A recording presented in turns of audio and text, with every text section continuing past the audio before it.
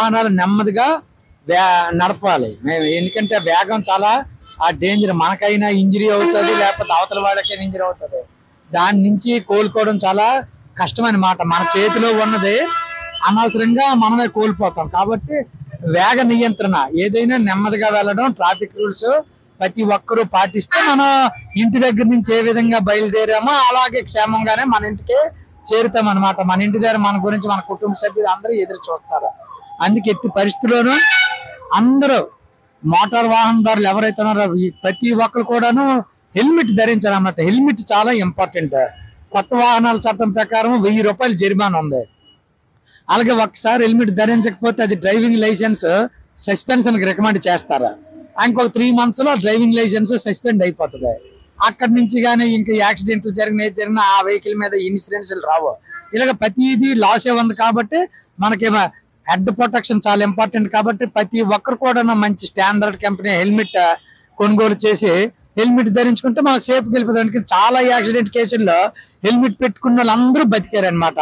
ఏ ఒకటో ఇద్దరు చనిపోయినారు తప్ప హెల్మెట్ ఉంటే అందరూ సేవ్ అయ్యారు. కాబట్టి ప్రతి ఒక్క 2-wheeler రైడర్ కూడా హెల్మెట్ ధరిస్తారని. అలాగే చిన్నపిల్లలకి మైనర్లకి ఎట్టి పరిస్థితులు తల్లిదండ్రులు చూసుకుని బండ్లు ఇవ్వకూడదు. 18 సంవత్సరాలు దాటిన తర్వాత లైసెన్స్ చేయించుకున్నాకే మోటార్ సైకిల్ ఇవ్వాలి.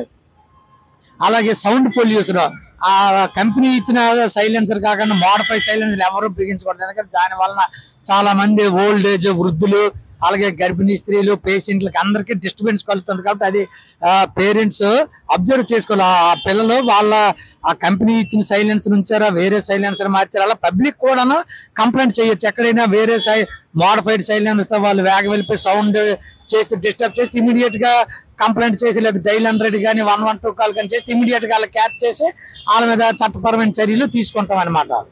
ఈ విధంగా ప్రజలందరూ ట్రాఫిక్ రూల్స్ తెలుసుకోవాలి. ఈ కొత్త మోటార్ వాహనాల చట్టాలు, అలాగే మన వెహికల్ ఎప్పుడు కూడాను ఇన్సూరెన్స్ తప్పకుండా ఉండాలి, డ్రైవింగ్ లైసెన్స్ ఉండాలి, హెల్మెట్ ఉండాలి. అదే కార్లు అదైతే సీట్ బెల్ట్ ధరించాలి.